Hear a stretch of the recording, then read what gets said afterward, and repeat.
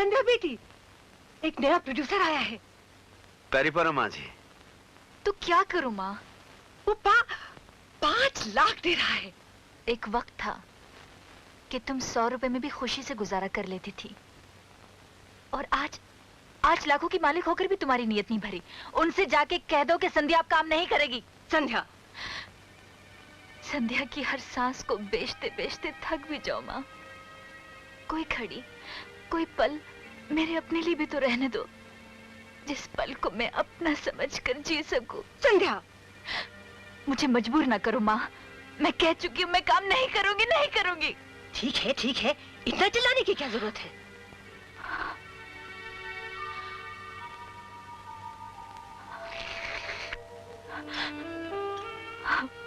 अरे ये संध्या जी, आपने मेरी झूठी चाय पी ली। आप सुना है झूठा पीने से प्यार बढ़ता है। वैसे कुछ लोग ऐसे होते हैं जिनकी नजरों में प्यार का मतलब सिर्फ दौलत होती है। ये रहा कैश।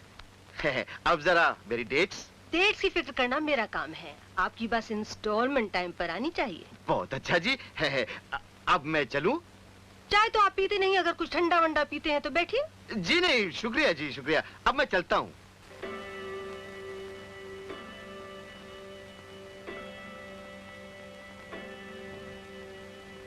खाना खाओगे? हैं जी? मैंने कहा कुछ खाना मरना है कि नहीं? ओए ओए, इतनी बेरुखी से तो होटल के बैरे भी नहीं पूछते। वैसे अगर आज आप प्यार से भी पूछती तो भी हम नहीं खाते। क्यों? कहीं से खाकर आ रहे हो क्या? कहीं से क्या, पूछो कहां से खाकर आ रहा हूं। जरा इसे देखो। कैसी है? कौन है ये? हैं? इसे नहीं पहचानती? इसे तो हिंदुस्तान का बच्चा जानता है। ये हिंदुस्तान की सबसे मशहूर हीरोइन है, संध्या रानी। आज पता क्या हुआ, मैं आर के स्टूडियो में शूटिंग कर रहा था और ये गाड़ी लेकर वहां पहुंच गई। एक कोने में खड़ी होकर टिकट के बांधकर मुझे देखने लगी। इतने प्यार से देखने लगी, मुझे कब-कभी होने लगी। और मैं छुप के स्टूडियो से निकलना ही चाहता था कि इसने अपने नरम और नाजुक हाथों से मेरी कलाई थाम ली। फिर क्या हुआ? फिर कहने लगी, चलिए आज हमारे घर चलिए, शूटिंग को गोली मारिए। और तुम उसके घर तक चले गए? कैसे नहीं जाता, होश किस कम वक्त को था। मैं बेखुदी में उसका हाथ थामे उसके दालान से होता हुआ उसकी ख्वाबगाह तक पहुंच गया। ख्वाबगाह जाने के बेडरूम, उसके बेडरूम तक पहुंच गया। उसके बाद उसने मेरे साथ क्या कुछ नहीं किया, मैं बयान नहीं कर सकता। क्या किया उसने? पता है उसने मेरे साथ क्या किया? आहिस्ता आहिस्ता वो मेरी तरफ बढ़ने लगी।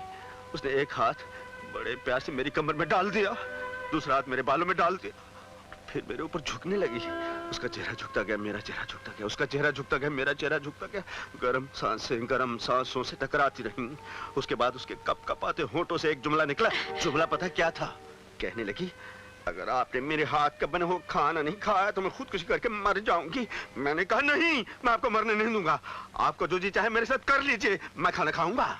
उसके बाद वो गरम गरम फुल के मुझे खिलाती रही, कभी अचार के साथ, कभी गोभी के साथ, कभी शलगम के साथ, कभी मटन के साथ। 55 फुल के मैं खा गया। मालूम है आपको, उस जायकेदार लजीज खाने की खुशबू अब तक मेरी सांसों में अटकी हुई है। और मेरे ख्याल में करेले के बीज अभी तक मेरे दांत में है। यहाँ क्यों चले आए मरने? वहीं न जाना था, उस चुड़ैल के पास। मेरा तो संध्या के पास आने को जी ही नहीं चाहता था। फिर आपका ख्याल आ गया, मेरा मतलब आपकी नौकरी का ख्याल आ गया।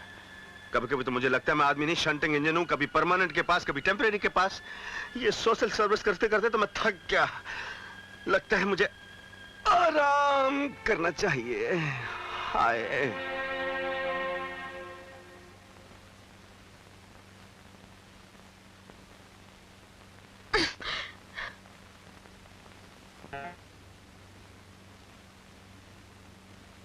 पहले मेरी जिद थी, तुम्हें नजदीक नहीं आने दूंगी, लेकिन अब मेरी जिद है, तुम्हें दूर नहीं जाने दूंगी।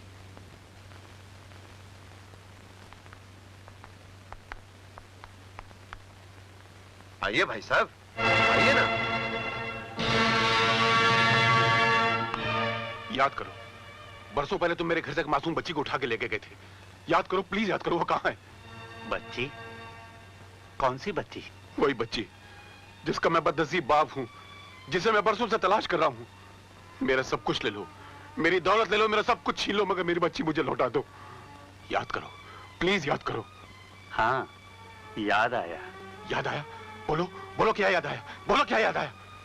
ये साहब अस्पताल में आए थे, कहने लगे रिश्ते में मेरे भाई हैं और मुझे यहाँ ले आए। लेकिन आप कौन हैं? रंजन,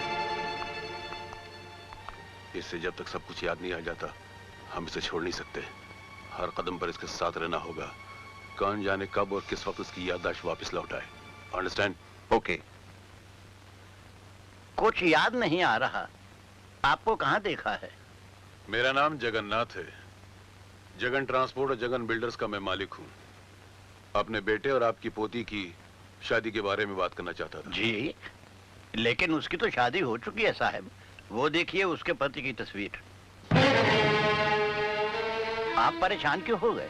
जी जी नहीं, चलिए इसी बहाने आपसे मुलाकात हो गई, दोस्ती का रास्ता भी खुल गया।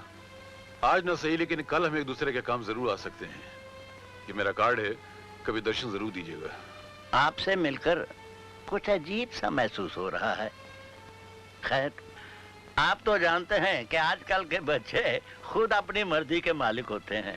आपको तकलीफ तो जरूर हुई है, मगर ये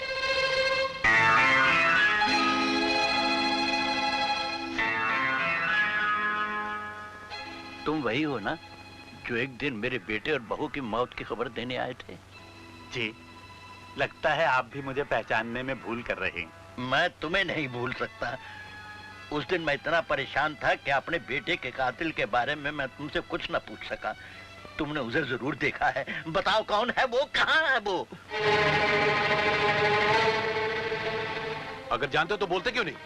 क्या बोलूं साहब, मैं तो इनसे पहले कभी नहीं मिला। जी एन साहब, यही एक शख्स है जो मेरे बेटे के कातिल को पहचानता है। यही एक हस्ती है जो उस हरामजादे को फांसी के तख्ते पर पहुंचा सकती है। मैं सच कह रहा हूं साहब, मैं किसी के बारे में कुछ नहीं जानता, कुछ नहीं जानता। कातिल के बारे में न ये जानता है, ना आप जानते हैं। मेरी हमदर्दी आपके साथ है।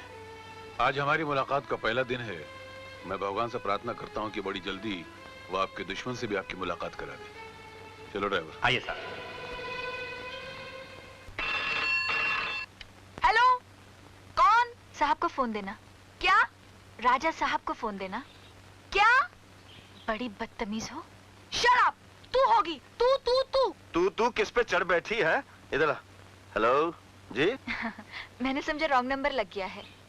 आपकी नौकरानी पागल है क्या? जी नहीं, वो नौकरानी नहीं, वो नौकरानी तू होगी। तू ओ जी, बुरा मत मानिए, ये हमारे दूर के रिश्तेदार की एक बला है, खाम का गले पड़ रही है। खैर, मैं नेशनल पार्क में शूटिंग कर रही हूँ, तुम यहाँ आ जाओ। अजी जरूर आऊंगा, सर के बल चल कर आऊंगा। अगर तुम नहीं आए तो मैं खुद आ रही हूँ तुम्हें लेने के लिए। जी क्या कहा?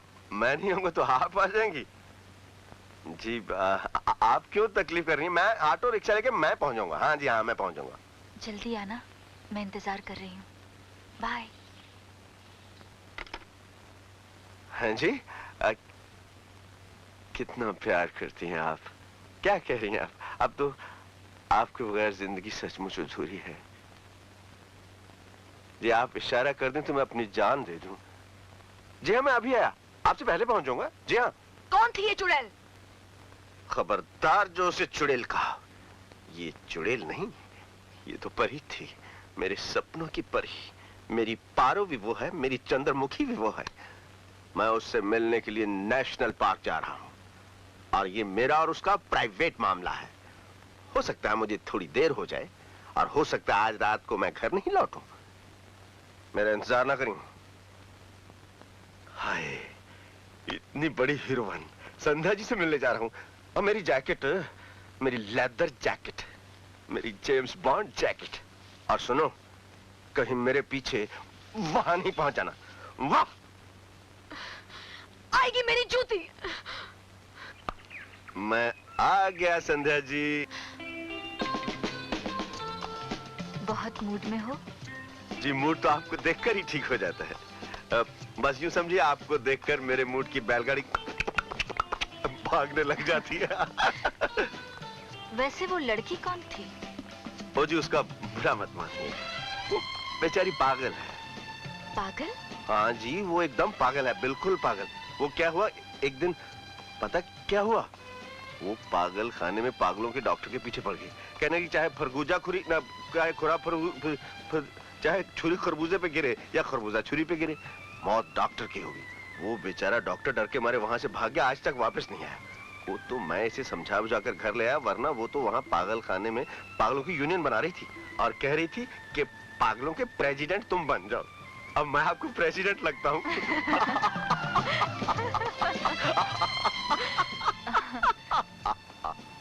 पर उसकी ऐसी हालत हुई क्यों? ओ जी, ये एक बड़ी दुख भरी कहानी है।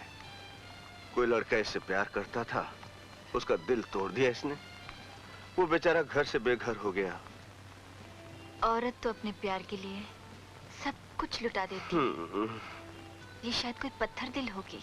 आप खाम का क्यों पत्थरों में जा रही हैं? कहीं पत्थर से टकरा गई तो ये खरबूजे जैसा खूबसूरत चेहरा खराब हो जाएगा। सुनो, कहीं वो पागल वो तो नहीं? गई वो कैसे हो सकती है जी? वो तो कोई आपकी फैन लगती है, लगता है आपकी शूटिंग देखने आई है, आपकी कोई दीवानी लगती है। लेकिन इस वक्त तो मैं आपका दीवाना हो रहा हूँ। कल रात मैंने एक सपना देखा संध्या जी। उसमें थी मैं? आप ही के बारे में तो वो सपना था। आपने सपने में अचानक मेरा हाथ पकड़ लिया। ऐसे? हाँ, और उसके बाद आप मेरे करीब आ गई। ऐसे? बिल्कुल ऐसे। और उसके बाद आपने अपना सर मेरे कांधे पर रख दिया। ऐसे?